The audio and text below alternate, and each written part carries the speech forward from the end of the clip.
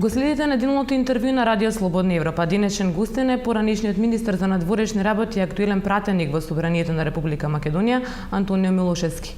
Господине Милошевски, председателот на ДУИ Али Ахмети веќе извесен период е активно вклучен во разговори за спорот за разликите за името и постојано повторува дека последниот предлог на медијаторот Нимиц е добра основа за решавање на спорот за разликите со името со Грција.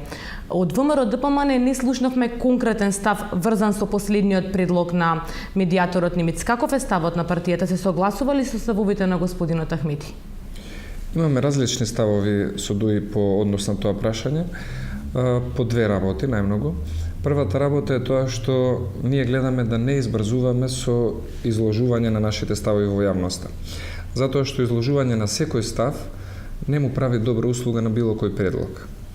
Ако македонската страна каже дека некој предлог е неприфатлив, тогаш тоа е сигнал за грчката страна да го каже спротивното. И обратно, ако македонската страна каже за некој предлог дека е добра основа, тоа најчесто било сигнал за официјална Атина да го одбие веднаш таквиот предлог. И втората работа по која што и сме имале разлики со коалициониот партнер по ова прашање е начинот на одлучување и стигнување до конечно решение. Ние сметаме дека конечното решение и одговор треба да биде резултат на изјаснување на граѓаните на референдум.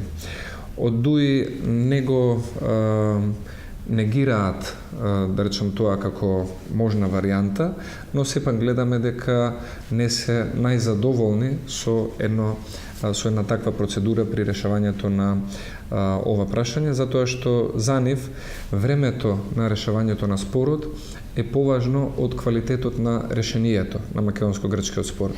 Расмузен при последната посета на Скопје јасно нагласи дека Македонија ќе стане членка на НАТО кога ќе се реши спорот за разликите за името. Бевте министер за надворешни работи и добро сте запознаен со процесот на разговори за името. Сметате ли дека е можно решение до самитот на НАТО? До самитот на НАТО конечно решение не верувам дека може да се случи заради прекраткото време, тоа е првата работа, во кое што би требало да има сериозен, издржан предлог, редовни консултации, би требало да има еден од предусловите за да се стигне до конечно решение, да има и македонско-грчки диалог на што е можно повисоко политичко ниво. Но гледаме дека од грчка страна изостанува таквата волја. Од друга страна, она што го изјави генералниот секретар Расмусен, нам ни е добро познато која е пречката за нашето завземање на заслуженото место во Северноатлантската алијанса, но тоа што го кажа сепак беше половичен факт по однос на пресудата од Меѓународниот суд на правдата во Хаг. Ние знаеме дека таа пресуда е билатерална, но токму таа пресуда со своето билатерално влијание би требало да биде почитувана од Грција при одлучувањето за незиното членство во меѓународни организации. Но Расмусен при посетата во Скопје побара храброст од македонските власти, што се толкува како притисок врз владата во Скопје, а не владата во Атина. Во Грција се уште имаме позиција која што решението за спорот не го гледа како главна цел по однос на Македонија, туку неговото одолговлекување и што покасно решавање со цел Македонија што покасно да се приклучи во меѓународните организации каде што Грција е веќе членка. Во прилог на тоа, ќе кажам изјавата која што во една тет-а-тет средба со тогашната колешка Дора Бакојанис ми беше кажана во Мадрид, кога Шпанија председаваше со ОПСЕ, и таа кажа дека позицијата на официјална Атина е таква што тие ќе ги направат сите можни чекори и ќе ги превземат сите можни действија Македонија да не стане членка на Европската унија пред тоа да стане Србија. Тоа ни дава до знаење дека Грција игра на тактиката на одолговлекување решението и на спорот.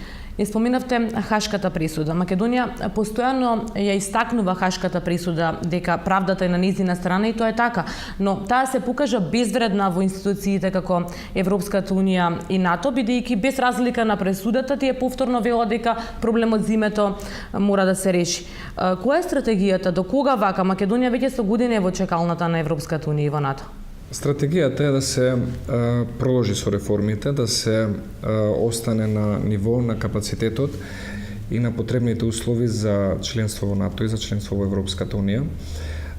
Вториот дел од стратегијата треба да биде продолжување и одржување на пријателствата и сојузништвата кои што ги имаме со многу земји, понатамошно лобирање за случајот на Република Македонија, добра регионална соработка со сите други соседи, со соседна Бугарија, Србија, Косово, Албанија и поширокото соседство, за да се покаже дека Грција е таа која што создава вештачки бариери и пречки и економски развој на домашен план.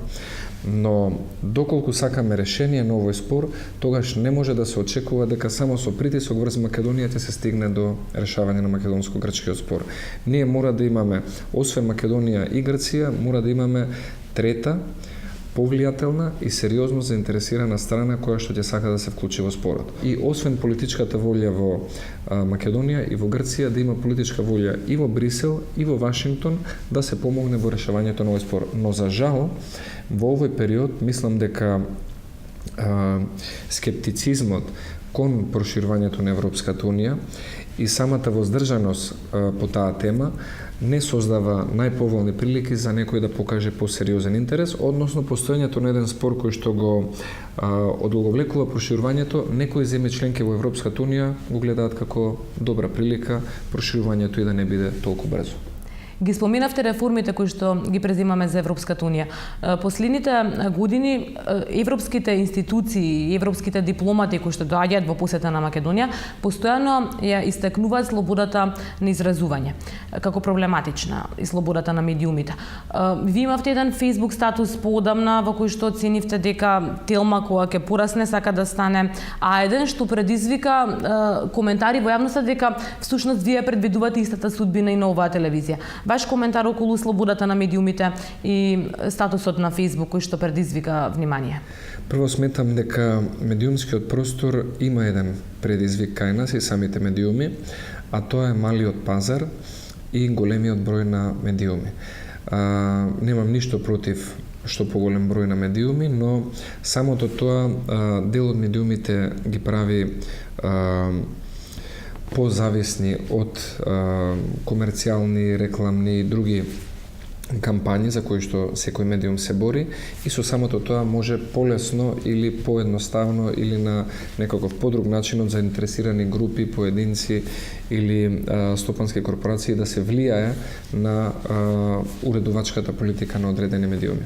Но зашто паѓа континуирано слободата на... Затоа што тоа е прилично политизирано прашање кај нас и очигледно е дека после случувањата со А1 телевизија се најде начин како во тој, да речам, медиумски простор да се внесе што повеќе политизираност и контраверзија. Ама на меѓународни топлисти паѓа слободата на изразување, не е домашно рангирање. Значи паѓа на Freedom House, на... Во секој случај и меѓународните ранглисти се одраз на домашната тематика. Ако ние во земјата имаме тема за медиумите и ако има тема за слободата на новинарите или има тема за слободата на изразување, тогаш тоа е и повеќе третирано и од самите меѓународни организации според нивните критериуми. Коментар околу Facebook статусот што ве потпрашав на почеток? Да, коментар околу Facebook статусот, мислам дека очигледно е дека одредени, да речам, стопански случувања кои што се поврзани се дел од стопанскиот интерес на Макпетрол како собственик на Телма телевизија, од време на време имаат одредено влијание на нивната уредувачка политика.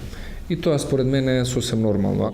Но како критички настроен медиум и кон владините политики, сметам дека Телма телевизија нас не е од голема помош за да можеме да бидеме повнимателни и речем попосветени на работата што ја вршиме.